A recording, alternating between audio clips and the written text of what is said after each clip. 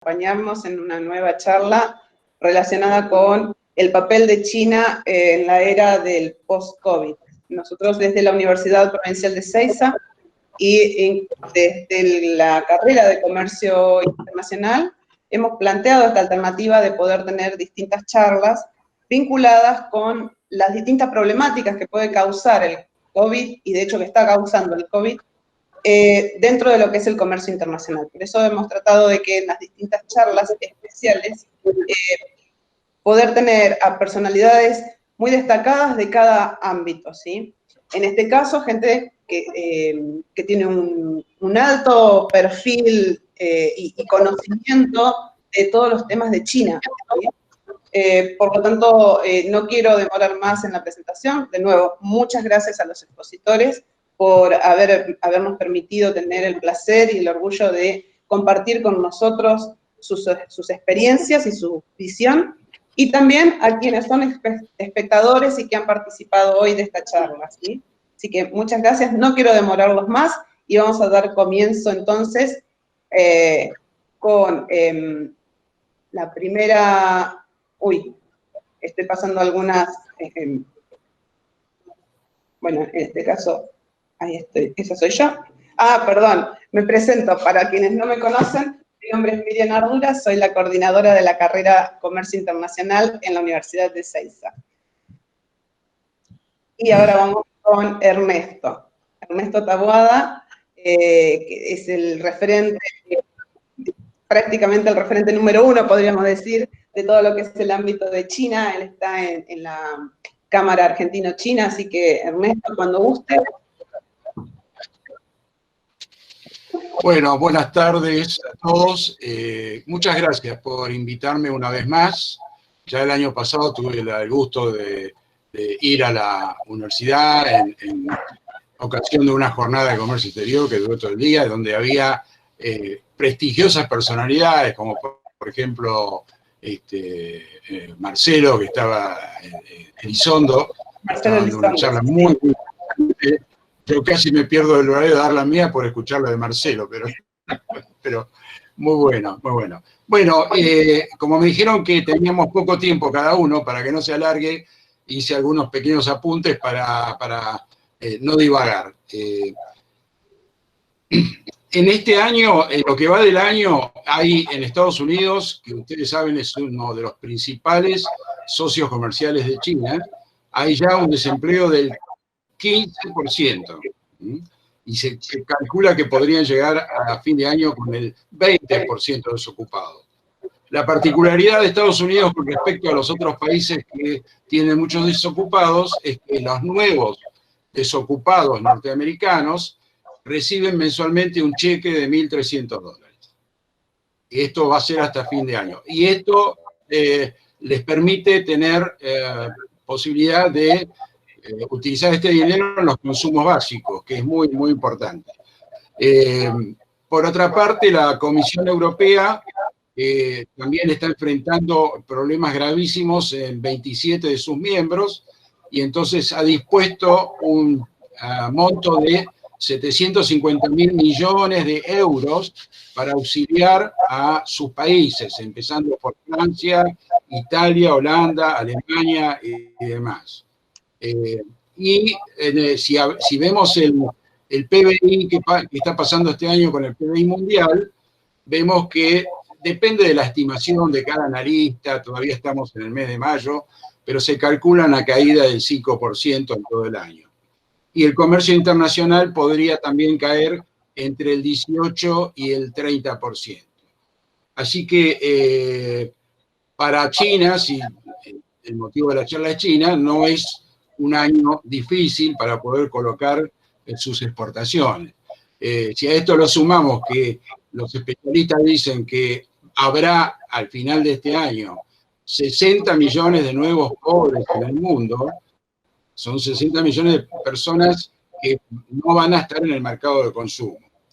El Banco Mundial ya estableció una serie de subvenciones y préstamos blandos para los principales países que están en situación más angustiante, y el Banco Mundial ha instado a otros organismos internacionales de crédito a perdonar algunas deudas de países pequeños, hasta ahora sin éxito. Los prestadores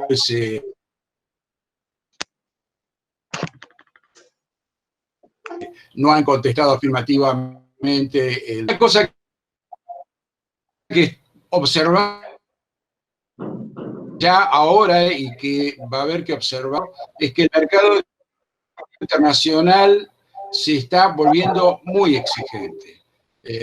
Los importadores no solamente quieren el precio del producto, una descripción técnica, sino quieren saber si el exportador cumple con las normas internacionales como las ISO, si hay certificado de sanidad.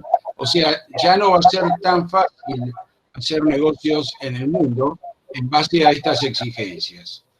Y un hecho que se está incrementando es que muchos países están pensando diversificar sus fuentes de provisión de materias primas y de elementos intermedios, que básicamente el principal proveedor es China. Entonces hay muchos países que están viendo a qué lugares podrían mudar sus compras de materias primas, obviamente tratando de mantener la misma calidad y un precio similar. Y muchas empresas multinacionales que tienen repartidos sus insumos en varios países, como por ejemplo IBM y demás, están pensando en mudar sus factorías de China a la India, a Vietnam, a Indonesia. Algunas empresas americanas están pensando en llevar esas factorías que tienen actualmente en China a la frontera con México, del lado mexicano, para tenerlas más cerca y obviar lo que ellos ven o que estas empresas ven como un peligro de mantenerlas en estos momentos en China en base a algunas tensiones que hay en China, Estados Unidos, China, Europa, algunos países asiáticos. Por ejemplo, Macron, el presidente francés, está hablando ahora de que hay que recuperar la soberanía industrial. ¿No? O sea que es coherente con lo que están haciendo los multinacionales.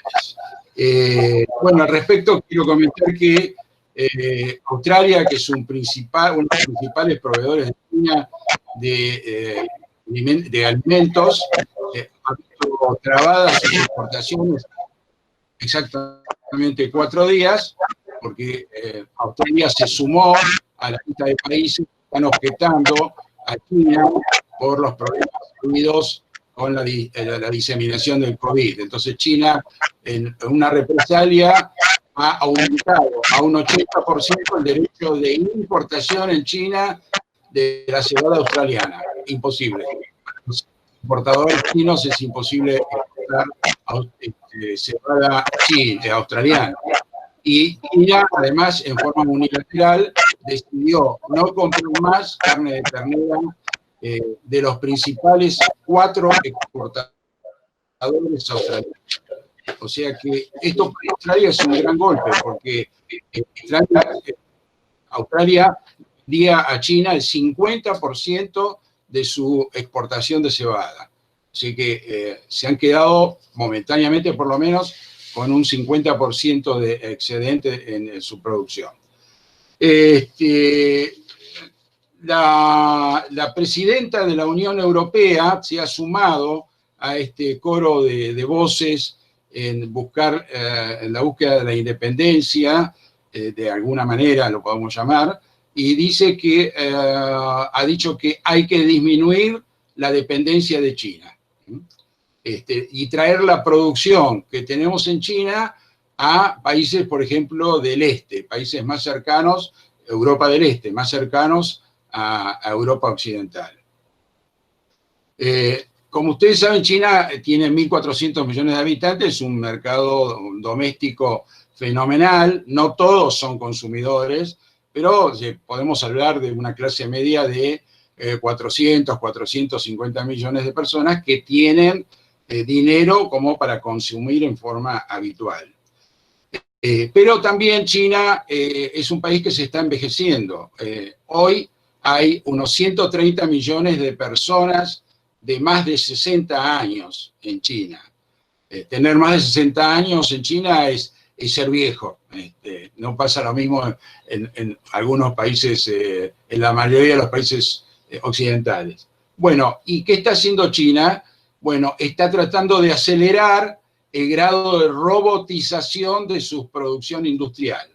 Porque China originalmente tenía 900 millones de personas como esa fuerza laboral plena. Si le restamos 100, 130 millones de personas que van a gozar de su jubilación, esta fuerza laboral se ve resentida. Entonces China la piensa reemplazar con una mayor robotización de su industria. En estos momentos China está por firmar un acuerdo comercial con varios países del área del Pacífico. Es un acuerdo que quedó un poquito postergado por el COVID, pero las últimas noticias nos dicen que China efectivamente va a firmar este acuerdo, lo cual le va a posibilitar exportar a estos países del Pacífico. Y en el primer bimestre de este año, China aumentó las importaciones, tanto de productos lácteos como de productos agropecuarios. En algunos casos un 10, un 15%. Pero por otra parte descendieron sus exportaciones también en un 8 o 10%. Para China sigue siendo el mayor socio comercial el ASEAN, el bloque del ASEAN, o sea, los países del sudeste asiático. Y seguramente lo van a seguir siendo. Un hecho interesante es que China aumentó sus importaciones de petróleo en los últimos 60 días, también de gas natural, de soja y de algunas materias primas. Aprovechó China la impresionante baja del precio del crudo en el mercado internacional, que de 60 o 50 dólares ha bajado a menos de 20 dólares. Entonces, ¿qué hizo China? Compró todo el petróleo que pudo y llenó todos sus tanques de reservas, que son de alrededor de 500.000 metros cúbicos de petróleo. Tal es así que una partida de crudo pesado que Argentina le había vendido a China, China la reexportó a un país del Caribe, porque necesitaba esos tanques, o ese tanque donde estaba el crudo argentino, para depositar crudo más liviano. Hoy China aumentó el consumo de petróleo y sigue importando, y esto fue visto por los proveedores internacionales de petróleo, y entonces el precio internacional del petróleo ha vuelto a valores más normales. No llegó a 50 dólares, pero ya están en 34 o 35 dólares. ¿Y por qué China aumentó el consumo de petróleo? Porque puso en marcha su producción industrial, porque puso en marcha su producción agrícola y porque hoy en China ya hay un movimiento importante de vehículos. En el mes de mayo, los primeros días de mayo, como festejo del 1 de mayo, fue feriado en China 4 días, del 1 al 5. Y se hicieron alrededor de 30 millones de viajes domésticos en China, gente que se movía de una provincia a otra para turismo. Hoy, si uno quiere entrar a China, sea diplomático o sea civil, o sean chinos que retornan a China, hay que pasar una cuarentena de 2 semanas, como en la mayoría de los países. Como ustedes saben, China es un país de una economía planificada. Entonces, eso la diferencia fundamentalmente de nuestros países de economías abiertas y occidentales y libres y capitalistas. En base a eso, la mayoría de las grandes corporaciones chinas, de las grandes empresas, son estatales y funcionan muy bien. No por ser estatales son deficitarias, al contrario. China hace unos 15 años comenzó a cerrar todas las empresas estatales que no eran superavitarias. Y hoy el presidente de una empresa estatal china tiene que demostrar que la empresa da ganancias.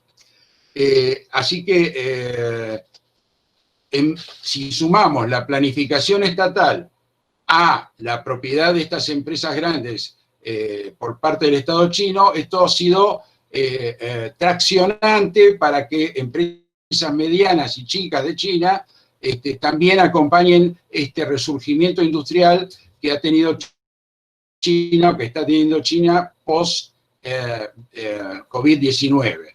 Hay que hacer notar que en muchas provincias chinas no ha habido COVID. No todo China ha tenido COVID. Ha sido algunas provincias. Yo tengo un amigo que vive en Shanghái y a los 5 días o 6 días de la explosión del COVID me dijo, mira, acá estamos trabajando normalmente, exportando. O sea que no ha sido un problema nacional en China, ha sido más bien un problema regional. ¿Qué es una otra ventaja que tiene China para su comercio internacional? La nueva ruta de la seda. En el año 2013, Xi Jinping, en Kazajistán, anunció el nacimiento de la nueva ruta de la seda, basada en esa antigua ruta de la seda que los vendedores de seda, justamente, de China, iban hacia los países de Medio Oriente y Europa llevando sus cortes de seda. Bueno, China ahora ha hecho la nueva ruta de la seda por ferrocarril principalmente y por vía marítima. Hay como 14 líneas ferroviarias chinas que salen de países de provincias del este de China y llegan a Hamburgo, a Madrid, a París, a Holanda. Bueno, en los primeros meses de este año, China hizo 2.000 viajes. 2.000 viajes de sus trenes de la nueva ruta de la seda. Y estos 2.000 viajes llevaron 170.000 TEUs. Ustedes saben que el TEU es la medida de una merced a la ruta de la seda. China tiene un comercio muy intenso con todos los países de Medio Oriente y los países europeos. En la mayoría de los casos, estos envíos y estos contenedores vuelven con productos de algunos de esos países. Una cosa que fue muy comentada el año pasado fue que el primer tren que llegó hasta Londres, porque hubo un tren chino que llegó hasta Londres por este sistema de la ruta seda, estuvo 10 días en Londres hasta volver a China, y cuando volvió tenía un 95% de su cargamento que eran botellas de whisky, no era solamente whisky, así que parece que es muy apreciado por los chinos. Bueno, se supone que la ruta de la seda, o el OBOR, como también lo llaman, One Belt, One Road, va a ser muy importante para China, tanto para mantener sus exportaciones como para sus importaciones. China va a tener el problema de todo lo que dije antes, todos los países y las empresas multinacionales que están con la intención de salir de China. En Latinoamérica, Brasil y Argentina, vamos a seguir siendo clientes y proveedores muy importantes de China. Tenemos dos economías muy complementarias, no somos competitivos en la mayoría de los casos, sino que somos complementarios con China y Brasil también. También les quería decir que con respecto a la relación con Estados Unidos, y con esto termino, China... nos quedan 2 minutos aún más. Perfecto. La relación con Estados Unidos, entre China y Estados Unidos, transita por 2 canales. El político, muy mala, las agresiones de Trump van en aumento, y el comercial, fluido. Ellos tienen firmado un acuerdo comercial que ahora está en la fase 1 y que se está cumpliendo. China está importando, ha importado ya 36.000 millones de dólares de Estados Unidos. O sea que por el canal comercial las cosas van bien, por el canal político están por resolverse, ¿no? Y lo último, me robo 2 minutos más, me acuerdo de una anécdota de hace 11 años de un exministro que se llamaba Su Rongji, que era un primer ministro, y en una ronda de prensa había unos periodistas europeos que le preguntaban, primer ministro, ¿cómo ve usted el mundo en el futuro, dentro de 10 años? O sea, hoy más o menos. Entonces el primer ministro dijo, bueno, a ver, Estados Unidos, la alta tecnología. China, la fábrica del mundo. Y se quedó callado. Entonces los periodistas europeos decían, sí, ministro, pero ¿y Europa? ¿Y Europa? Europa, dice, museos y turismo. Es que lo tenían fuera de las previsiones en cuanto a producción industrial. Hablan de Estados Unidos y de China. Lo tienen muy bien claro. Muchas gracias. Gracias, Ernesto. Muy completo tu informe, como siempre. Muchas gracias por estar con nosotros.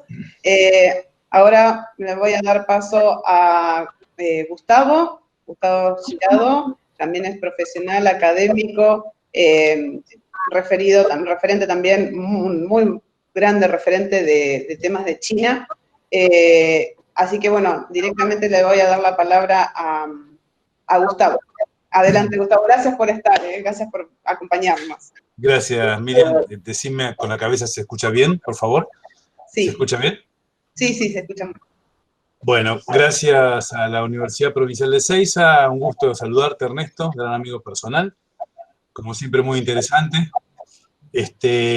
Y bueno, y les quiero agradecer la invitación, por supuesto, a la universidad y los felicito, digamos, por este tipo de iniciativas, digamos, que nos permiten participar aprovechando como se dice, este arribo que hemos hecho casi violento sobre los formatos virtuales que nos tiene muy, muy inquietos a todos.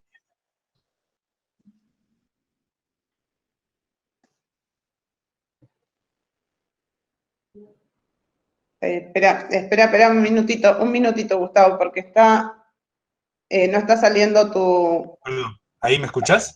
Ahora sí, perdón. Sí, ahora sí. No sé, listo. Bueno, no sé dónde dejé, pero en todo caso estaba saludando y decía que aprovecho la presentación de Ernesto que hizo al comienzo, porque él, como participa también del posgrado que yo dirijo en Lanús, conocía más o menos el abordaje que suelo hacer de las cuestiones del comercio con China, y a mí se me ocurría que podía agregarle algunas cuestiones que tienen que ver con una mirada un poquito más general, es decir, a partir de la política de China, y cómo construye esta política que la lleva a ser hoy una de las economías más importantes del mundo en el terreno comercial. Entonces, y vamos a ver de qué manera vamos a tratar de llegar a Latinoamérica y el comercio bilateral.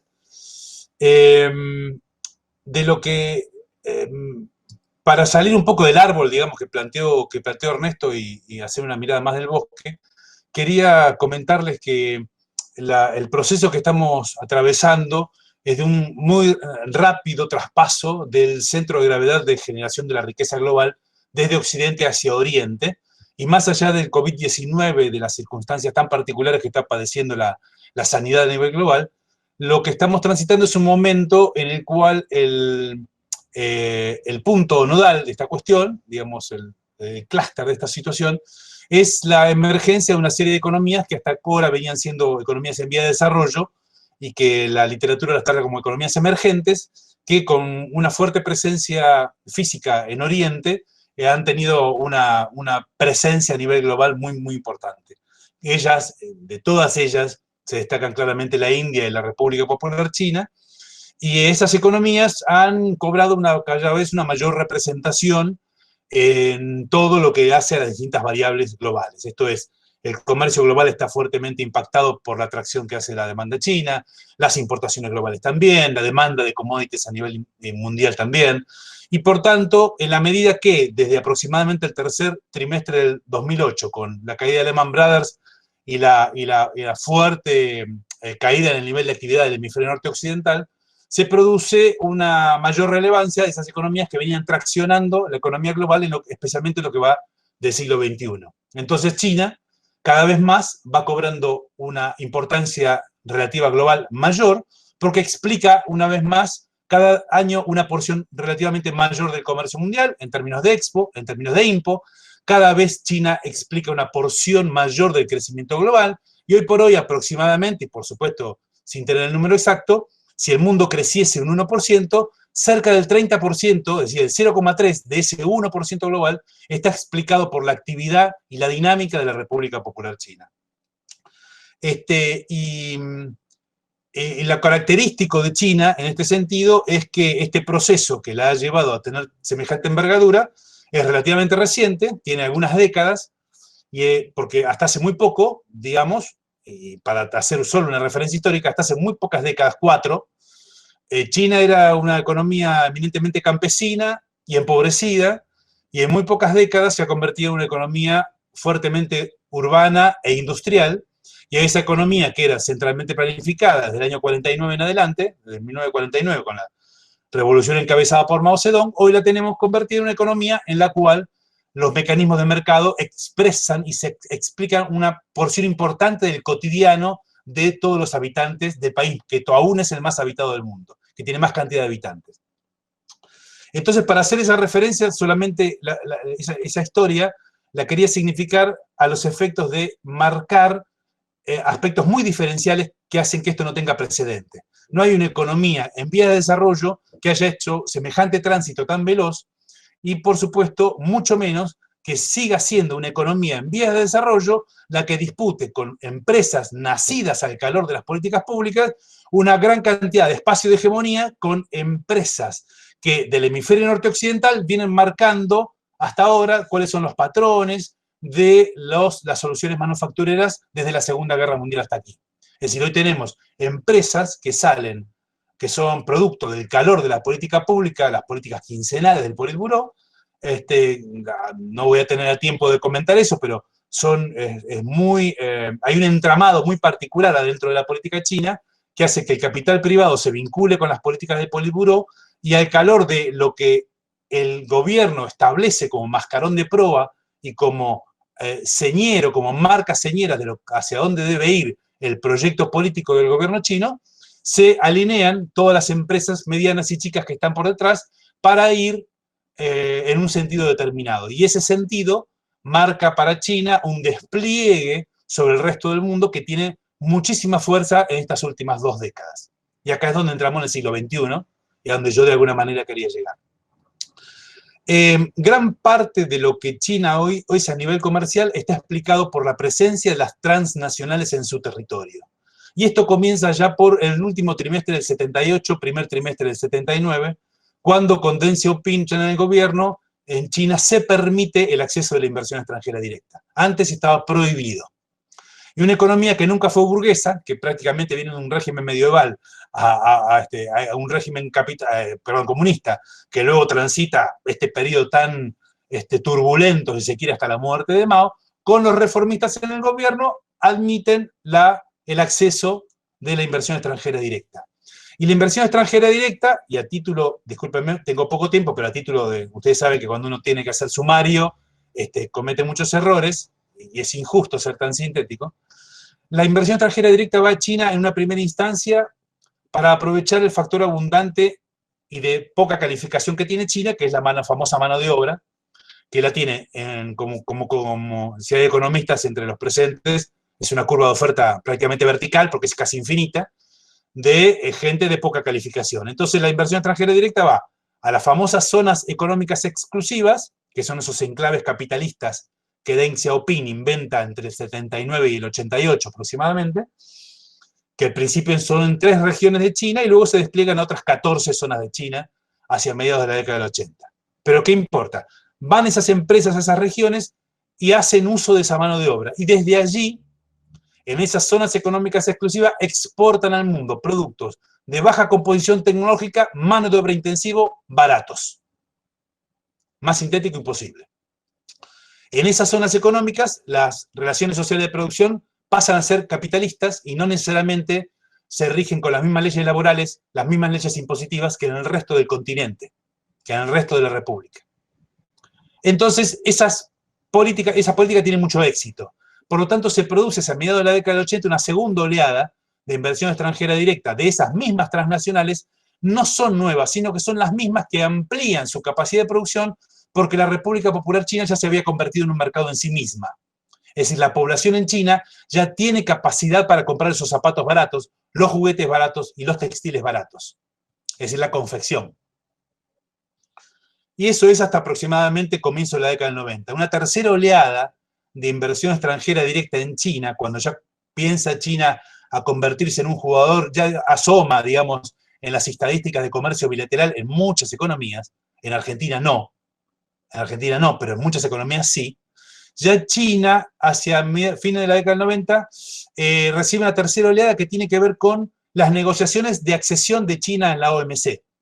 China accede como miembro del Club Global allá por diciembre del 2001. Ernesto no me va a dejar mentir, pero si va a cabecear y va a decir que sí, porque no me voy a equivocar. Allá por diciembre del 2001, China forma parte del Club Global, pero para eso están negociando durante 16 años. Entonces, las transnacionales que ven en China un mercado potencial muy atractivo, porque es un mercado en abundancia, con gente que crecientemente y en términos promedio va elevando su bienestar promedio, por lo tanto, su nivel de ingreso. China, convertirse en un mercado, pero no formar parte del Club Global, China tiene barreras arancelarias, pararancelarias, restricciones técnicas a comercio, tiene una enorme cantidad de trabas que hacen que las transnacionales decidan ir a radicarse a China, porque es mucho más fácil que comerciar con una frontera de por medio. La cuarta y última oleada tiene que ver ya con cuestiones más financieras y con políticas que China aplica a partir del 94, cuando devalúa el yuan renminbi y lo fija en un sistema de PEG con el dólar durante 11 años, y hasta el 2005 está en una paridad de 8,72 yuan renminbi por dólar.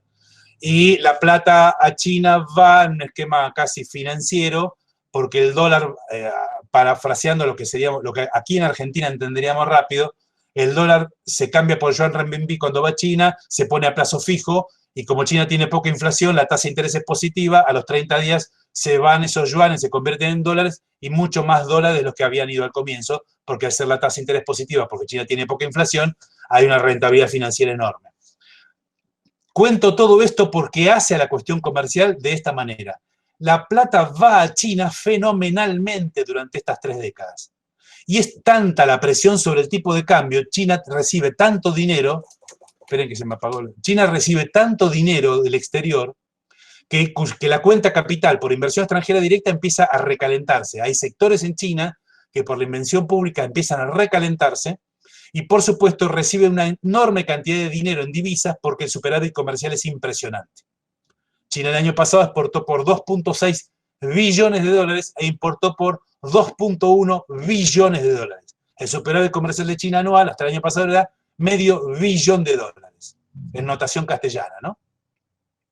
Bien, entonces, ¿por qué les digo esto? Porque la radicación de transnacionales en China, en virtud de las políticas públicas, ha hecho que China se convierta en una economía que importa mucho insumo y exporta mucho desde China, pero la explicación de ese movimiento está dado por la radicación de esas transnacionales. No son empresas chinas las que exportan desde China, sino solamente la mitad. La mitad de las expo chinas está explicada por la radicación de transnacionales. Por lo tanto, cuando viene el producto desde una empresa Volkswagen, una sucursal de Volkswagen a la Argentina, es porque ya no nos viene de Volkswagen Bonn o Berlín, sino que nos viene de Volkswagen Shanghai. O algún repuesto de Motorola no nos viene de Motorola Estados Unidos, sino que nos viene de Motorola Beijing. La radicación de esas transnacionales explica un cambio en la dinámica global en términos del origen de las importaciones y exportaciones, y ha hecho que la dinámica de China en el terreno del comercio internacional haya superado desde el 2002, 2003, a muchas de las grandes potencias del G7, la fue superando paulatinamente como el principal exportador, hasta convertirse China en el principal exportador del mundo, superando a Alemania, que es por décadas, por muchas décadas, el principal exportador mundial. Y desde el año pasado viene encabezando China, peleando el primer puesto como el principal importador del mundo, con la famosa gran aspiradora de productos del planeta que ha sido siempre Estados Unidos de Norteamérica. Y viene ahí un año uno, un año otro. Ahora, después del COVID no tengo idea, pero podemos sospechar algunas cosas. Vos me avisás, por favor, con el tiempo, porque yo no estoy mirando el tiempo. ¿Qué pasa con todo esto? Todo esto viene a cuento porque China, a nivel comercial, en todo el mundo, pasa a ser un protagonista muy importante. Ya es público conocimiento que es está en el podio, está en los primeros 3 lugares como socio comercial de más de la mitad de las economías del mundo. Más de 100 de ellas lo tienen como principal socio comercial. Y de eso hablaremos en unos minutos. Pero lo importante es que hasta que China emerge de esta manera, el ritmo de acumulación del capital en el Asia-Pacífico lo marcaba la dinámica de la economía norteamericana. Porque todo el famoso modelo de Asia, del crecimiento asiático, que ha sido tan emblemático, tan estudiado por la academia hoy en día, era porque eran economías que exportaban productos de baja composición tecnológica, básicamente mano de obra intensiva durante un buen tiempo. Recuerdan, primero primero Japón, luego los 4 NICs, Corea, Singapur, Taiwán y Hong Kong, luego las economías de la ASEAN, las 4, ahora las 10 economías de la ASEAN, y ahora se incorpora China en ese famoso modelo. Pero paulatinamente, en la medida que unas y otras se iban incorporando, crecían porque exportaban mucho. Eran economías que crecían al calor de la demanda de exportaciones desde el exterior. ¿Pero a quién le vendían? Bueno, el principal destino de las ventas de las 15 economías del Asia del Pacífico durante 25 años eran los Estados Unidos de Norteamérica. Por lo tanto, Estados Unidos crece, la atracción de sus importaciones arrastraba las exportaciones del Asia y eran los famosos productos baratos que iban a Estados Unidos. Mantenía el nivel de inflación bajo y Estados Unidos se dedicaba a producir con una economía más de servicios, por decirlo así, como ha sucedido con Japón y como sucede hoy con Corea. Dicho esto, el final de la historia es, sin contar el trayecto, el final de la historia es que el principal destino de las 14 economías vecinas de China hoy es China. El que marca el ritmo de acumulación de capital en las 14 economías vecinas de China es la República Popular China. Ahora, ¿son empresas chinas las que están demandando productos de sus 14 vecinos? Sí, pero solamente en parte, porque en gran parte son las transnacionales radicadas en territorio chino. Entonces son las sucursales de Evergreen, por ejemplo, la taiwanesa, las sucursales de la taiwanesa Acer, las sucursales de Toyota, Mitsubishi, Mitsui, Sumitomo japonesas, las sucursales de las coreanas Daewoo, todas esas importantísimos jugadores globales que tienen una sucursal en China. Entonces, lo que se ha producido, me miran las manos, un gran entramado productivo en el Asia del Pacífico que hace que todos mencionemos desde Occidente a la fábrica de Asia. Y no hablemos tanto de China. La fábrica de Asia es un gran entramado productivo de comercio intrarregional, desde donde salen los productos terminados que son consumidos básicamente en el hemisferio norte occidental. De allí que el principal el principal socio comercial de la República Popular China sea la Unión Europea ampliada, las 27 economías de la Unión Europea ampliada. El segundo socio comercial, depende cómo lo leamos, podría ser Taiwán o Hong Kong, depende cómo se haga la lectura política del asunto, pero si no sería recién ahí Estados Unidos. Y hablo del comercio total, hablo de Impo más Expo, porque si miramos solamente las Expo, Estados Unidos está en tercer lugar. Es mucho más importante Japón o es mucho más importante Corea para China de lo que es Estados Unidos como destino de las ventas de China. ¿Por qué? Porque hay un tremendo comercio entre Corea y China, entre Japón y China. Estamos Miriam, a 2 minutos. Gracias, Miriam. Bueno, tenía una gran cantidad de cosas para decirle, por supuesto, que me las fui olvidando, en la medida que me fui enganchando. Latinoamérica aparece en este escenario como un gran proveedor de insumos agroalimenticios e insumos energéticos, porque es la política de China no volver a tener otro Tiananmen. Y no volver a tener otro Tiananmen implica, previamente, en terrenos políticos, tener socios confiables de largo plazo y proveedores de productos confiables. Entonces, la atracción de China de importaciones durante la primera década del siglo XXI de insumos agroalimenticios e insumos industriales de Sudamérica implicó el violento suba de los precios de los commodities mineral de hierro para Brasil, oleaginoso para Argentina, cobre de Chile, estaño para Bolivia, Venezuela con el petróleo, Ecuador con el pescado, Chile con el cobre, no sé si lo dije. Eso ha hecho que China se convierta en alguien terriblemente importante para nosotros. Creo que lo de CELAC-China, la relación birregional, va a quedar para otro escenario, para otra charla, pero básicamente por ahí va la cosa de China, y no es solo China, sino es la región del Asia-Pacífico, y China es terriblemente importante, pero esto responde a una política del Politburó que tiene un norte muy particular, y es dejar de depender de Occidente. Tengan ustedes muy buenas tardes. Gracias a todos y a todas. Muchas gracias, Gustavo. Muchas gracias. Muy interesante todo lo que decís. Y la verdad que dan ganas de seguir escuchando, igual que Ernesto. Dan ganas de tener mucho más tiempo para escucharlos, porque la verdad que es un placer tenerlos con nosotros. Bueno, continuando con la charla, y gracias por estar con nosotros en la Universidad Provincial de Ezeiza. Vamos ahora a Ignacio. Ignacio Peña, bueno, él es politólogo, es especialista en magíster en política, así que nos va a contar un poquito cómo ves esta vinculación desde el ámbito de la política, ¿sí?, con China. Adelante. Sí, ¿Me perfecto. escuchan bien? Sí. Buenas tardes, Miriam. Primero que nada, gracias a la Universidad Provincial de Ezeiza por la invitación. Gracias a la carrera de Comercio Internacional. Y bueno, estoy agradecido de compartir un panel con expertos como nuestro invitado. Es realmente un honor. Detalle pequeño, miren, yo no soy magíster todavía, estoy en proceso de serlo, estoy estudiando, pero bueno, vale la aclaración, no importa. Me interesa, es simplemente una aclaración de orden administrativo.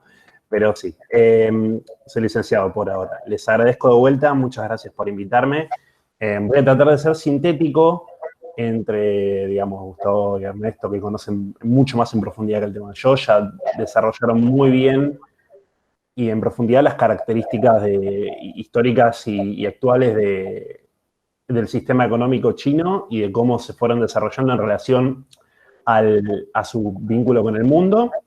Y bueno, voy a tratar de hacer unos pequeños comentarios desde mi espacio para poder simplemente querer agregar algo en lo posible, si es posible, al debate. Bueno, desde la teoría de las relaciones internacionales es interesante pensar o poder pensar cómo se está dando actualmente el orden, digamos, los conflictos en el orden mundial. Uno podría pensar que desde la teoría más institucionalista o liberal, como se lo ha llamado realmente a los conceptos desarrollados por Kyoheninai, en lo que se refiere a la interdependencia compleja, a la relación del vínculo de los actores en el sistema, lo que yo llaman el sistema internacional, uno podría hacer, digamos, pensar que generalmente las relaciones comerciales se dan en este terreno, se dan en vínculos profundos, en vínculos que tienen que ver, van más allá del sistema político, que, como bien dijeron Ernesto y Gustavo, va mucho, digamos, hay dos tipos de relaciones entre China y Estados Unidos, efectivamente.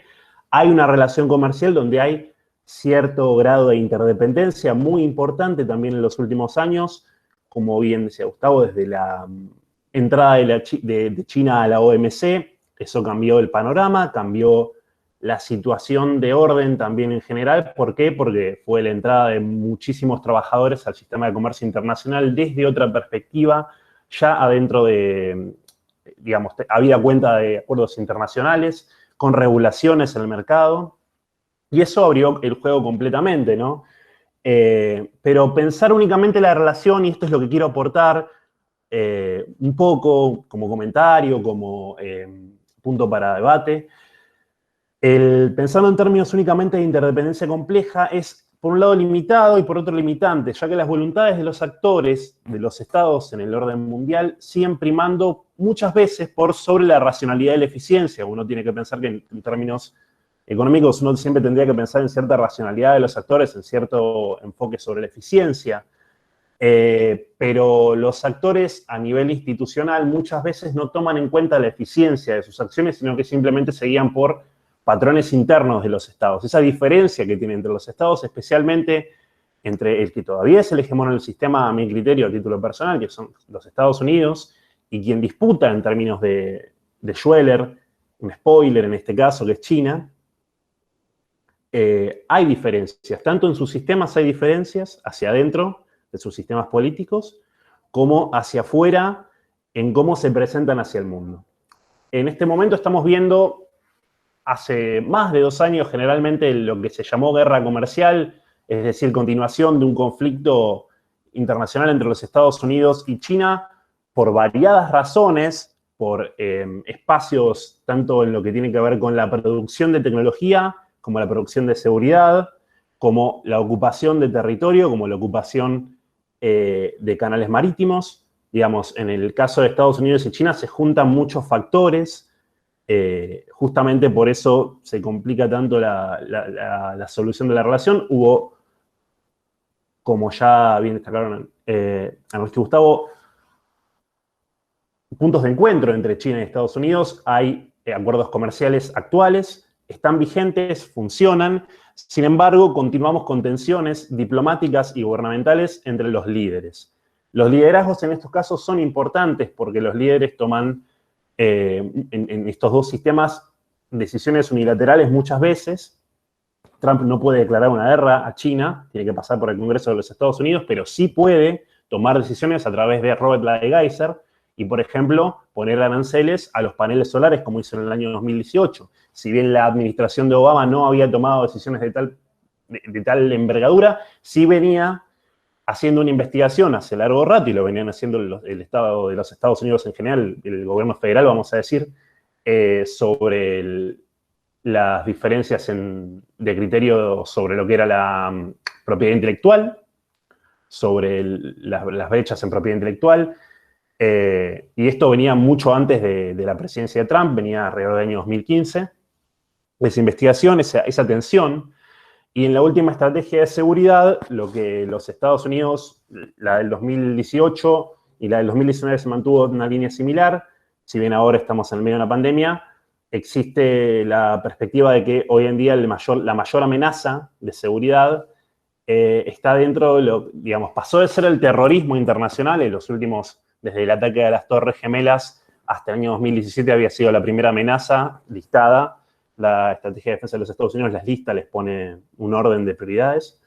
Era el terrorismo internacional, hoy en día es la presencia de, digamos, la actitud de China y todas las, vamos a decir, todas las diferencias que puede haber entre los dos partidos de gobierno de los Estados Unidos no son tales, sí tal vez en la forma en la cual llevan a cabo esta disputa, pero no en el diagnóstico en tanto y en cuanto ven a China como un adversario, podríamos decir, para algunos, un enemigo para otros, pero lo ven como un enfoque. ¿Por qué toda esta explicación? Esto viene justamente a caso de que, digamos, la disputa de la tensión entre China y Estados Unidos viene al caso de que es una guerra, no una guerra, pero es una disputa por proxy, digamos, ¿no? Tiene una matriz política. Estos dos sistemas, la centralización que tiene China y el sistema federal como los Estados Unidos, tienen diferentes proyecciones para futuro con cómo pueden proyectar sus futuros en cuanto a la producción, en cuanto al comercio. China, por ejemplo, para hacer un contrapunto simple y rápido con los Estados Unidos, no me quiero meter demasiado en comercio, porque como ya dije, Gustavo y esto ya dijeron, explicaron enormemente cómo funciona el tejido. Sí es interesante pensar que, por ejemplo, los Estados Unidos y China son los países que más invierten en R&D, en investigación y desarrollo. Pero ¿cómo invierten en investigación y desarrollo? Estados Unidos invierte mucho en investigación y desarrollo a través de terceros, es decir, a través de universidades, a través de sistemas federales, a través de programas. China invierte de forma centralizada generalmente, también a través de universidades, pero más directamente, y pone más dinero.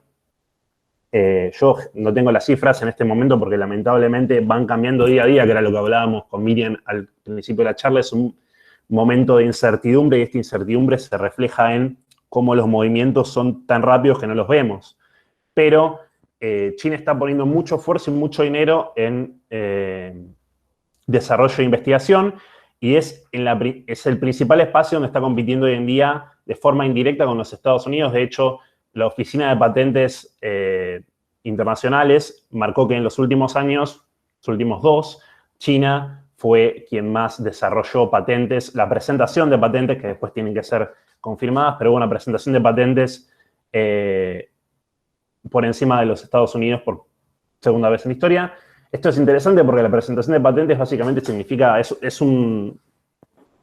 una buena medición de cómo se están dando a nivel internacional ciertas corrientes de desarrollo y tecnología, que es, me parece, y esto es lo que quería agregarle un poco, agregar un comentario a lo ya expuesto, me parece que es lo más interesante para pensar a futuro en cómo va a modificar tanto el comercio a través del e-commerce, como la postura entre estos dos estados, digamos, la interdependencia compleja nos sirvió hasta acá para analizar ciertos fenómenos entre China y Estados Unidos, pero tenemos que empezar a pensar una matriz estatal en el punto en el cual la pandemia nos cambia tanto el enfoque, como bien decía Ernesto, los países de Europa están bregando por una industria nacional más nacional, en el sentido de cadenas de valor que se mantengan más cerca del territorio, que puedan tener mayor desarrollo hacia adentro.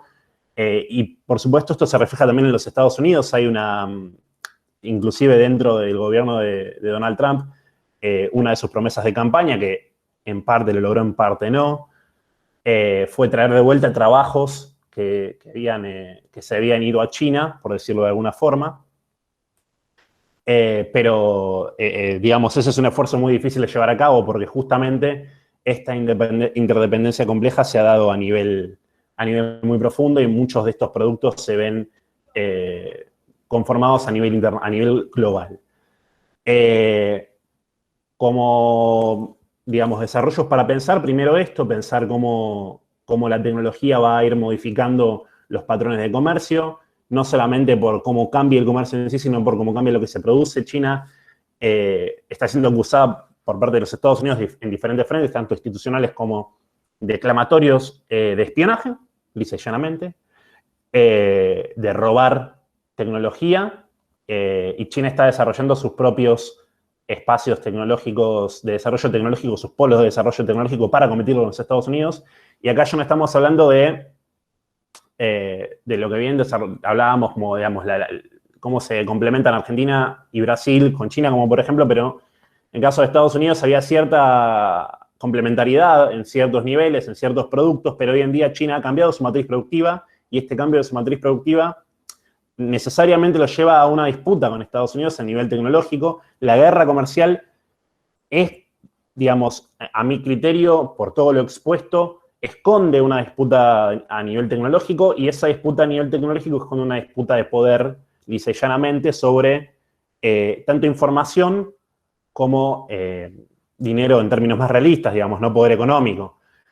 Otro apartado interesante, que no nos da el tiempo, entiendo, Miriam, que estoy limitado, pero es el apartado militar, el cual no voy a tocar, pero también es interesante pensar el sur del mar de China y los flujos marítimos y cómo las empresas marítimas pueden verse entrelazadas en una disputa hegemónica mucho más compleja. Yo no voy a hacer ningún tipo de predicción sobre qué va a pasar en el futuro, solo podemos decir que hasta acá es la situación, esta es la situación, esta es la proyección. Para pensar en el hoy, en el comercio y un poco también en el desarrollo tecnológico, todavía le corresponde muy buena parte de los Estados Unidos, Silicon Valley, los centros de pensamiento más importantes del mundo, los think tanks están en Estados Unidos. En especial, mucha de la producción académica sigue siendo en inglés, sigue siendo en Estados Unidos, sigue siendo en Inglaterra también, más cercano no solo ideológicamente, sino históricamente.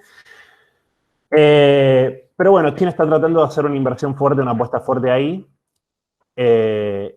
Los capitales chinos en Estados Unidos los podemos pensar como una novedad. Hay un buen documental de Netflix para ver, American Factory, que ganó el Oscar hace poco. Es interesante pensarlo, que básicamente lo produce la familia Obama. Son dos miradas sobre el mismo problema y uso ese ejemplo para el punto. Digamos, China un gobierno de Joe Biden no va a dejar de ver a China como un problema. Tal vez lo vea desde otra óptica, tal vez tome diferentes posturas, tal vez lo problematice de otra forma, busque una salida más diplomática, pero sigue siendo una discusión, sigue siendo un problema el cambio de la matriz de China, la postura de China, la postura de Xi. Y bueno, no quiero ocupar demasiado tiempo, me parece que podríamos estar hablando un montón sobre esto toda la tarde, pero de vuelta quiero agradecerle a la universidad, a los expositores, gracias por dejarme compartir el panel, un honor, y bueno, me abro a... Gracias de vuelta. Muchas gracias, Ignacio, muchas gracias. No, muy bien, muy claro, muy completo, como siempre. Ignacio también, al igual que Ernesto, ha participado del primer Congreso de Comercio Internacional, así que sí, muchas gracias por estar siempre presente en la UPE, ayudándonos a, por lo menos, llevar adelante nuevos espacios que se puedan charlar, debatir y comentar, y que siempre nos enriquecen a todos y que, por supuesto, que favorecen a la calidad académica. Le fui poniendo, ¿sí? Mientras vos hablabas, Ignacio, una encuesta, me pareció que lo hemos charlado con mi equipo de coordinación y estaba piola como para poder trabajarla desde esta charla. Y también se ha abierto las preguntas, ¿no es cierto? Si alguien tiene alguna pregunta para hacer, que vayan informándonos. Ya de hecho hay algunas preguntas muy puntuales, ¿sí? Una de las preguntas que me llegó directamente, porque, bueno, estoy como, no sé, a los más jóvenes tal vez no sepan de quién se trata, pero estoy como Tato Bores, con un montón de teléfonos, ¿sí?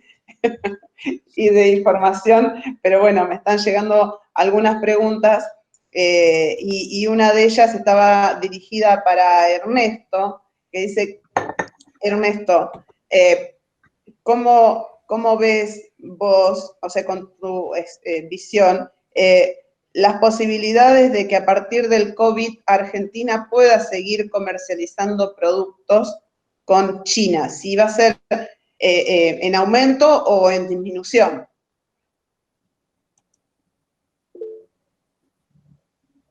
Tenés que habilitar el micrófono, Ernesto, para hablar.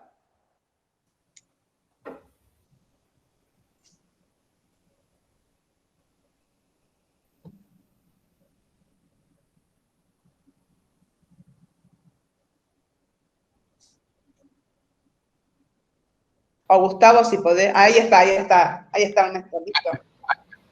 Perfecto. Bueno, muchas gracias por la pregunta.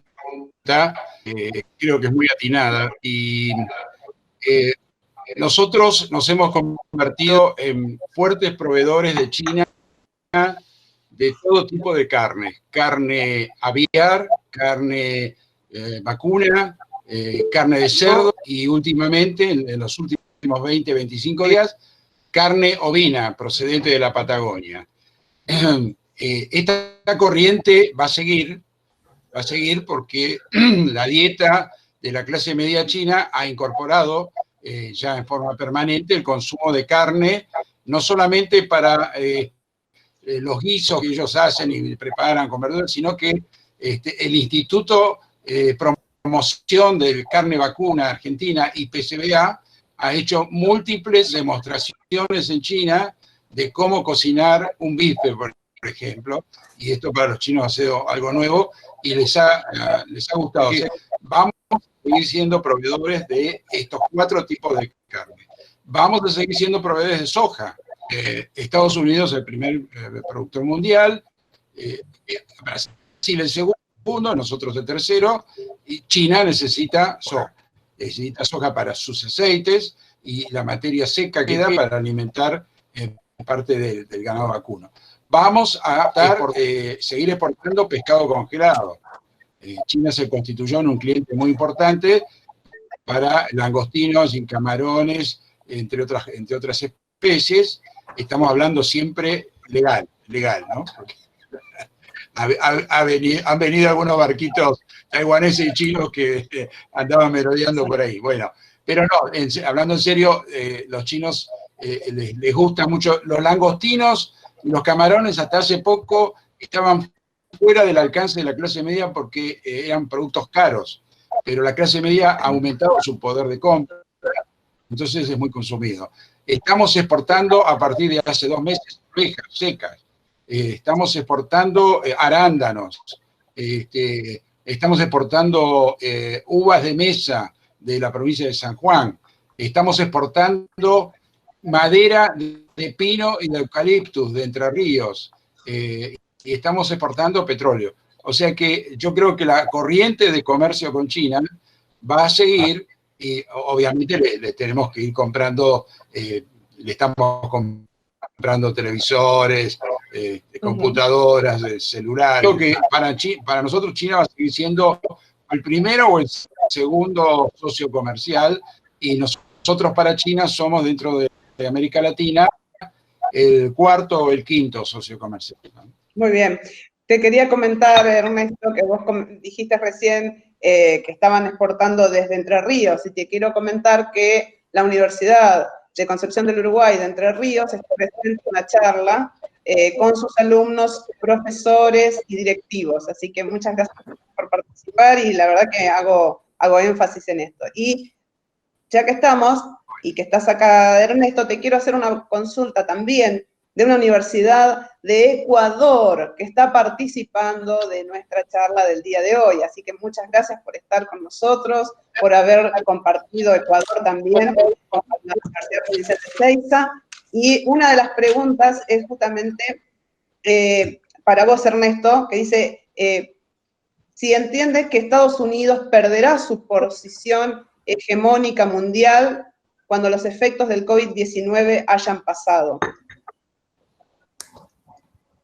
Desde que yo tengo uso de razón, se viene hablando de que Estados Unidos está en decadencia, de que el dólar va a dejar de ser la moneda de cambio internacional, y hasta ahora no lo he visto. Es probable, yo quiero decir una cosa, los chinos respetan mucho, el pueblo chino respeta mucho a Estados Unidos. Bill Gates es un ídolo para China, es un ídolo porque ellos saben cómo logró hacer su fortuna y demás, saliendo de una situación muy apretada. Yo no creo que deje de ser potencia principal, quizás se van a alternar China primero, Estados Unidos segundo, y tampoco creo que China tenga en mente aplastar a Estados Unidos o rebajarla. China siempre dice que le gusta contemporizar y compartir el primer nivel desde el punto de vista económico con Estados Unidos. Así que no creo que en el futuro haya un crack en ese sentido, a menos que Estados Unidos tenga un problema interno muy grande y que haga bajar su posición de líder dentro del Consejo Internacional. Perfecto. Una pregunta más, Ernesto. ¿Crees que, a ver, espera, ahí está, ¿crees que el saldo comercial de Argentina con China será superavitario en los próximos años? Siempre tuvimos, en los últimos años, tuvimos un saldo de la balanza comercial bilateral deficitario para nosotros. En el último año bajamos ese déficit a 2.700 millones de dólares, principalmente por una disminución de las importaciones desde China y en alguna medida también por un aumento de exportaciones con productos nuevos. Nos va a costar bastante superar este déficit.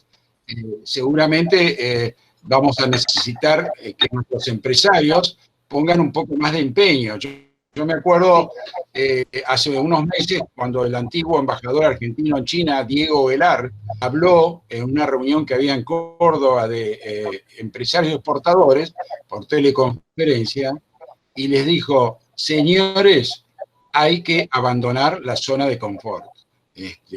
Hay que salir a vender. China está esperando que le vayamos a vender. No podemos pretender que China venga a comprar. Tenemos que ir a vender nosotros. Entonces, si nuestros empresarios medianos se organizan y van a China y van de la mano de los exportadores de carne del IPSBA, los exportadores de vinos de la mano de Wines of Argentina, las pymes de la mano de la Agencia de Inversión y Comercio Internacional, de algunas cámaras, las cámaras de comercio, existe la posibilidad, pero va a haber que trabajar bastante. Gracias, Ernesto. Muy amable. Una pregunta para Gustavo. Antes les recuerdo, no se olviden de responder la encuesta, por favor, que se las pasé por el chat.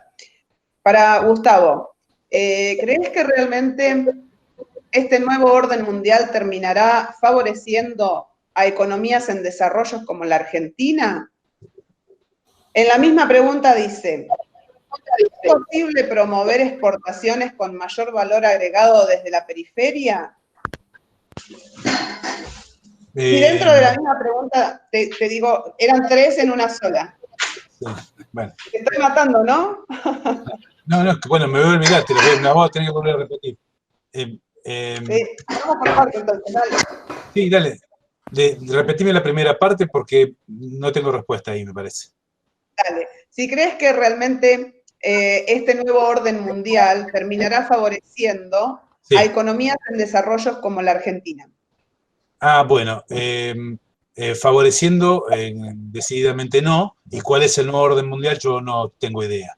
Pero no tengo por qué pensar que las economías en vía de desarrollo, más que endeudadas y con una macroeconomía totalmente débil y endeudados hasta por muchas décadas, que en este momento está en virtual default, no tengo por qué pensar, no hay ningún elemento objetivo y ninguna variable que te permita ser optimista respecto a que se haga favorecido, porque la pregunta habla de favorecido.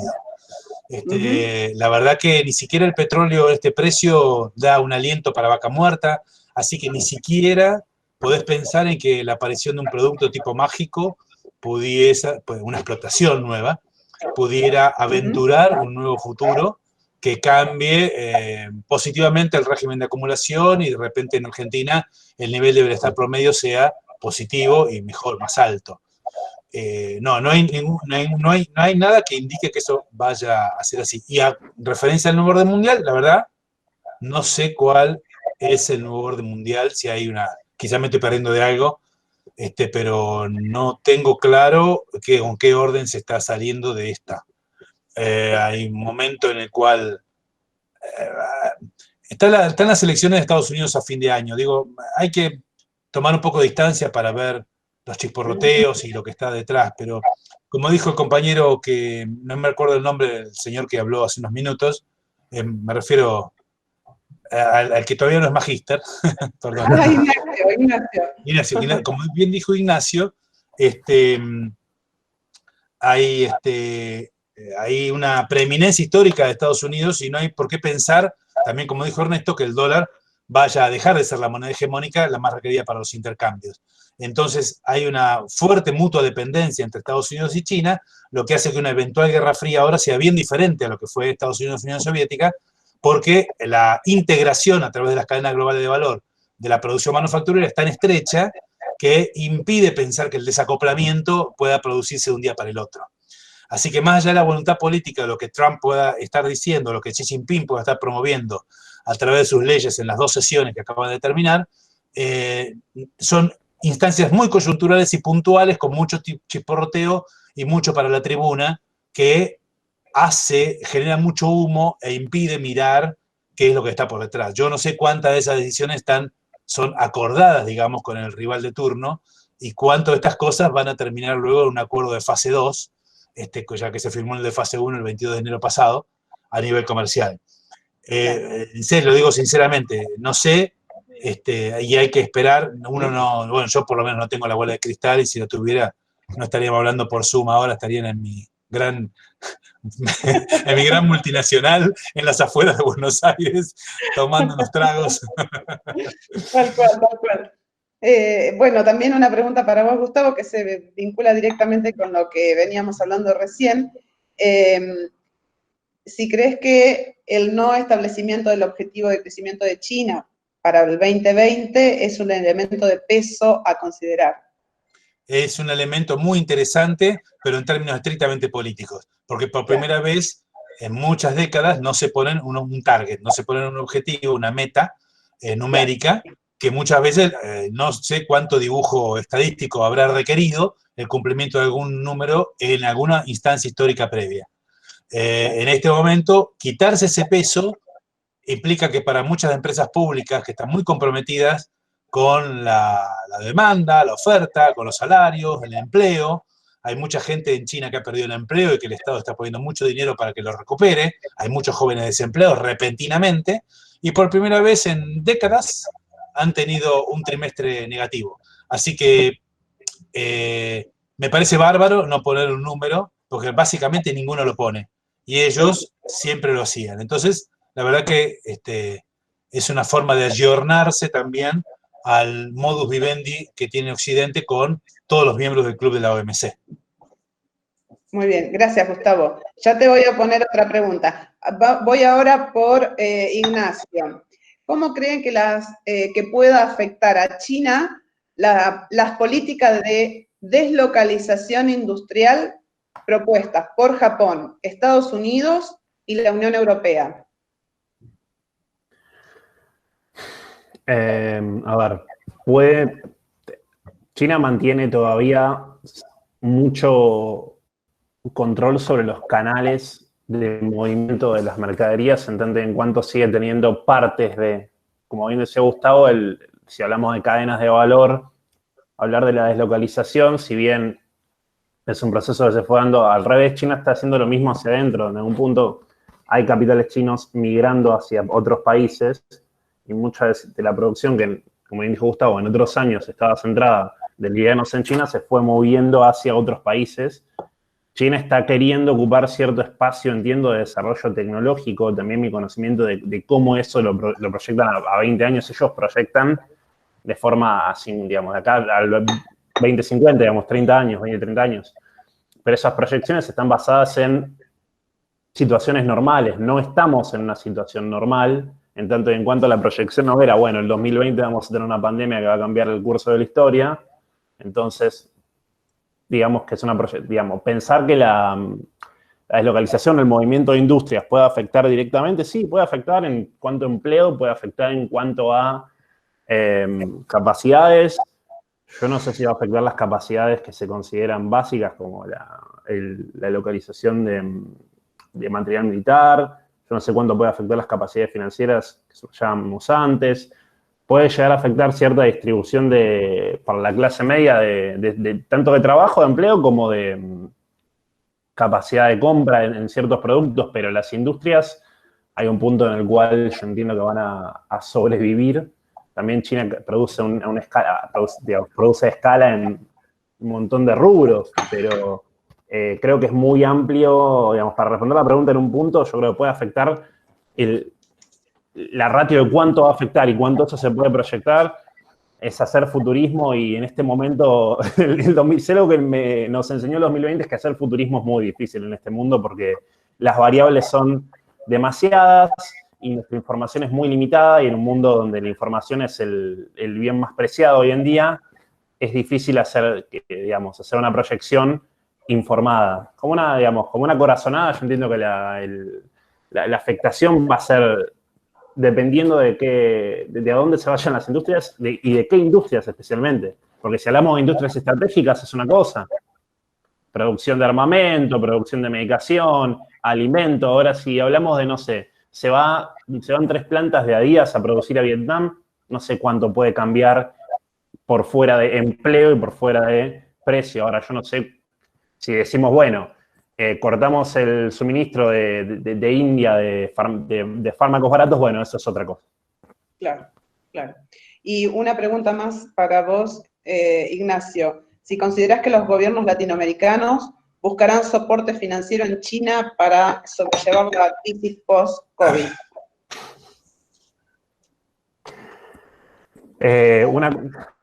También, futurismo. Lamentablemente no tengo la información suficiente como para hacer una respuesta informada. Podemos decir que hay gobiernos más parciales a China o menos parciales a China, en tanto y en cuanto la matriz ideológica de ellos, en especial el más importante de la región, varía mucho en cuanto a lo que son patrones financieros. Dicho esto, los entes descrediticios todavía siguen siendo mayormente en dólares. Como bien uno puede haber un swap, puede haber, el dólar, como bien dijeron Gustavo y Ernesto, estuvo muy baqueteado históricamente, hubo muchos pronósticos de caos, desde el último de 2007-2009, del caos de la subprime en adelante, se cae el dólar y el dólar, ya lo velaron muchas veces al dólar y a los organismos internacionales de crédito y siguen funcionando con diferencias, con con menos fuerza, tal vez con muy mala publicidad, que creo que es lo que más pasa, pero el FMI sigue siendo un espacio crediticio, el Banco Mundial, y, digamos, los órganos de crédito siguen estando. Yo creo que lo que puede pasar con China es que haya más inversión directa de empresas chinas con cierta parte del Estado chino invirtiendo directamente en industrias en Latinoamérica. Yo no sé cuánto de eso puede ser una inversión financiera en los términos de un préstamo, tal vez un swap, sí, pero no, digamos, mi conocimiento ahí es limitado y no creo tenerla de vuelta, ni la bola de cristal. No puedo aventurar un pronóstico. Muy bien, gracias, Ignacio. Tengo una pregunta, 2 preguntas más y con estas terminamos porque son muchísimas, la verdad es que la cantidad de preguntas que nos están llegando. Aprovecho para decirles y pedirles por favor que completen la encuesta. Para nosotros es de mucha utilidad. Una pregunta para Gustavo. ¿Cuál es el impacto del COVID-19 en el Plan Estratégico Made in China 2025? El Plan Made in China 2025 es el mascarón de proa de la política manufacturera de Xi Jinping, que pretende poner en la vanguardia de 10 sectores de alta tecnología en las cuales China está poniendo muchos recursos. Yo pienso que el target, lo que querían alcanzar, incluso la eliminación total de la pobreza, que era otro target más que importante, van a tener otro horizonte, pero pasan varias cosas, porque el 2025 tiene que ver con el desarrollo sectorial y alcanzar la vanguardia tecnológica en ciertos sectores, y eso no está tan directamente ligado al mercado. Esto es, habla de la inversión en high-tech a partir de las políticas científicas y tecnológicas en las cuales China sigue apostando y sigue poniendo mucho dinero. Y no es tener el mercado internacional de, por ejemplo, nanotecnología o de cierto tipo de satélites o de inteligencia artificial. El target no es tener parte del mercado, sino ser la vanguardia tecnológica. Así que yo creo que puede eventualmente haber una ligera demora, porque ya estamos muy cerca del término temporal del proyecto. Así que creo que eventualmente podría haber una demora, pero la verdad no tengo información suficiente porque estamos en plena pandemia y hasta que esto no termine va a ser muy difícil ver qué está quedando abajo de estos escombros. No sé qué va a quedar después de esto, no tengo idea. El grado de endeudamiento, a ver, Argentina está en default virtual. Supongamos que no entra en default, ¿sí? Guzmán y arregla con los acreedores. ¿Qué pasa con los otros 100 países que están en una condición espantosa para pagar sus deudas? ¿Qué va a pasar entonces con el G7 y que son los principales acreedores con sus empresas y sus bancos multilaterales adentro del G20 para los préstamos con el Club de París que han dado a todos los países en vía de desarrollo? Son los accionistas, son los acreedores. ¿Qué le van a permitir a las economías en vía de desarrollo que puedan destinar, en lugar de pagar intereses, esos recursos a paliar las consecuencias del COVID-19? La verdad es, y Argentina está a cabeza de playa en esto, porque la verdad que nuestra situación ya era terriblemente frágil, muy frágil, cuando asumió el presidente Alberto Fernández. Tan frágil, con un poquito más de presión que ejerció el COVID-19, esto entró en una situación clara de impago a partir de hace 2 viernes con los 503 millones de dólares de esos bonos. Así que, y como dijo el compañero recién, y como dijo también en esta otra oportunidad, es futurología pura y no es justo de mi parte. Es bueno poner todo sobre la mesa, pero la verdad que no tengo la más remota idea de cómo va a terminar esto. Tal cual. Y te hago la última pregunta que viene desde Ecuador. La pregunta es tal vez un poco del tema social. ¿Qué impacto tuvo la población en estos años de transición a la industrialización? Y cómo Latinoamérica, por su entorno actual, con el descontento político, podría promoverse a producir un cambio dentro de la matriz como distribuidores de materia prima. Son 2 cosas diferentes y no sé si tengo la respuesta, pero la primera, no entendí lo de la población. ¿Cómo vivió la población el cambio manufacturero?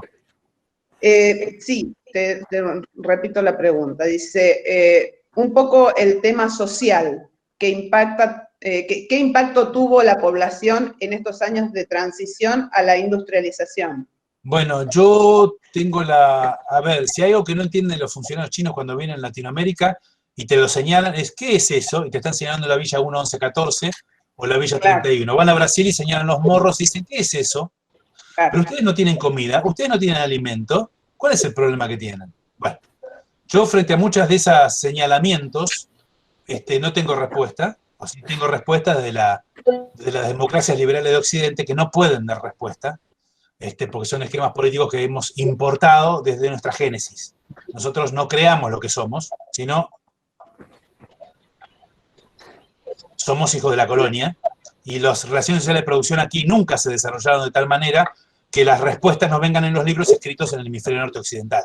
Para responder a una crisis acá, resulta que tengo que leer los libros del norte. Bueno, así me va. Dicho eso, allí han transitado otros siglo y medio de pésima y espantosa relación con Occidente. Espantosa, que lo llaman el siglo de la humillación. Ellos saben que no quieren que eso les vuelva a pasar. Por eso hacen otra política, que implica involucrar a toda la sociedad en un proyecto colectivo. Y por supuesto un régimen en los hechos de partido único. Aquí te lo venden como eso, que es algo que no puede suceder. Bueno, allá lo que no puede suceder es lo que pasa acá. Entonces, para no tener Tiananmen, hacen todo lo que hacen. Porque el objetivo de tener derechos humanos, los derechos humanos colectivos, están por encima de los derechos humanos individuales. Porque la Declaración de los Derechos Humanos de Occidente está escrita en Occidente. Y no contempla valores orientales. Dicho así, la sociedad, entiendo que valora mucho el hecho de que en promedio los nietos de los esclavos hoy vayan a la universidad. Y eso hizo que Jack Ma, la persona más rica del mundo, hace 1 año y medio se afiliara al Partido Comunista Chino. Así que en nuestra génesis es muy difícil de comprender, pero en términos promedios seguramente hay mucha gente descontenta, como aquí hay mucha gente descontenta. Allí hay mucha gente descontenta y hay un fuerte grado de disciplinamiento a través de un objetivo que el Politburó establece como objetivo común. ¿Lo establece el Politburó? Sí, lo establece el Politburó. Pero ese esquema impide que haya un Trump como presidente. No puede ir un rico con dinero a convertirse en presidente. Allí son burócratas, especialistas y formados al calor del Estado. Especialistas profesionales en el manejo de la cosa pública. Entonces son tipos que, como Xi Jinping, luchó toda su vida contra la corrupción y es lo que lo hizo famoso. Bueno, tiene 500.000 de presos desde que él está en el 2012 en el poder político. Y eso la gente lo valora, lo reconoce. Ahora sí, ¿hubo corrupción? Sí, la hay, claro. Entonces, la primera parte de la pregunta, la gente en promedio está mejor que antes. En promedio, en nivel de bienestar y en alcance a las cosas, pero tienen muchos problemas, una enorme cantidad de problemas, y hay 700, 600 y pico millones de personas que viven con un alto grado de ruralidad en la cual no hay subconsumo, pero hay un consumo justo. Y es difícil por no imposible, encontrar una villa miseria. Yo recorrí mucho China. 2 o 3 veces al año voy allí y me han paseado bien. Por supuesto que he visto lo que ellos quieren que yo vea. Pero he ido a dar clases allá y, ojo, he estado con los pibes de las universidades en el interior que vienen del interior importante, del China profundo. Y sí, la verdad es que entienden que sus abuelos, eso estaba fuera del alcance. Así que tengo que pensar que hay otras prioridades consolidadas a nivel político. No sé si respondí, pero lo que puedo decir ahora. Sí, ahí me surgen interrogantes a mí, ¿no es cierto? O sea, yo no debería... pero vos estás coordinando, usted no puede hacer preguntas y nos tenemos que ir. ¿Cuál era la otra? Es verdad, yo no puedo hacer preguntas, yo tengo que estar solamente, monitoreando, pero no, lo que vos me decías recién, demostraban lo que podías ver, ¿no? O sea... Claro, pero nadie es inocente, no es un juego de carmelitas descalzas. No, miren el video del policía matando a un negro hace 48 horas en Estados Unidos y veamos cuál es la reacción de esa sociedad frente a ese evento, ese suceso. Yo no sé cuánto de esas cosas pasan allí en China con las minorías étnicas, pero a mí me llevaron a ver cómo las minorías étnicas gobiernan los pueblos en la frontera con el Tíbet. Y estuve un buen tiempo. Me llevaron al Tíbet a ver cómo la etnia Thai, que es esa que ustedes dirían por Tailandia, era la mayoritaria y ahí gobernaban, digamos, sin dos palabras con el Politburó, que son Han, que es la etnia mayoritaria y que es la que gobierna el país. Bueno, vos podés discutir mucho todo eso, pero yo no vi sangre, ni vi polución, ni vi que la gente la reventaran a palos, y no vi policía poniéndole la pierna en la cabeza y ahogando a la gente por ser de una etnia diferente. Y deben pasar cosas, yo no las vi.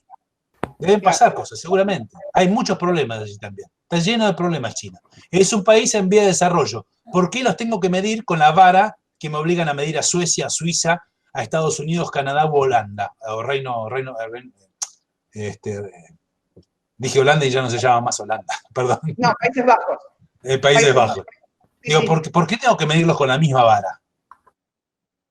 Sí, claro. Si son una economía que es la segunda economía en cantidad de pobres del mundo, luego de la India. Todavía tienen que lidiar con la pobreza, con la polución medioambiental y tienen una enorme cantidad de problemas. Mucho más parecidos algunos de ellos a los nuestros. Tal cual. Bueno, muy bien. Dijimos que era la última pregunta, porque si no nos vamos demasiado de tema. Quiero hacer muchas gracias, Gustavo. Gracias, Ernesto. Gracias, Ignacio. Quiero hacer una aclaración. Hoy estaba convocada también al panel Mariana, pero lamentablemente ha tenido un percance bastante complicado. Esperemos que lo pueda resolver en forma rápida y sin ningún inconveniente. Así que, bueno, lo quería comentar porque ella también es un referente del ámbito político, ¿sí? Así que muchas gracias por estar con nosotros, por compartir todos sus conocimientos, sus vivencias, y la verdad que para la Universidad Provincial de Seiza, el hecho de que ustedes estén con nosotros hoy y que nos den el apoyo constante, que no ha sido solamente ahora, sino que también ha sido en el Congreso, en el primer Congreso de Comercio Internacional de la UPE, es muy valioso. Nosotros lo valoramos mucho y creemos que es sumamente enriquecedor para nuestros alumnos y para el público en general que ha estado hoy acompañándonos, y es muy gratificante también que hayan estado desde la Universidad de Entre Ríos, desde la Universidad de Ecuador, desde la Universidad de Río Negro, que siempre nos están acompañando. Así que por hoy quiero darle las gracias. Acá están algunos de los temas que vamos a seguir trabajando en las charlas. Muchas gracias por estar con nosotros, por compartir estos momentos, y a ustedes expositores, muchísimas gracias. Gracias a ustedes, gracias. Hasta luego. Gracias. Nos estamos viendo en todo momento. Muy amable. Chao, hasta luego. Gracias a todos por participar. Gracias.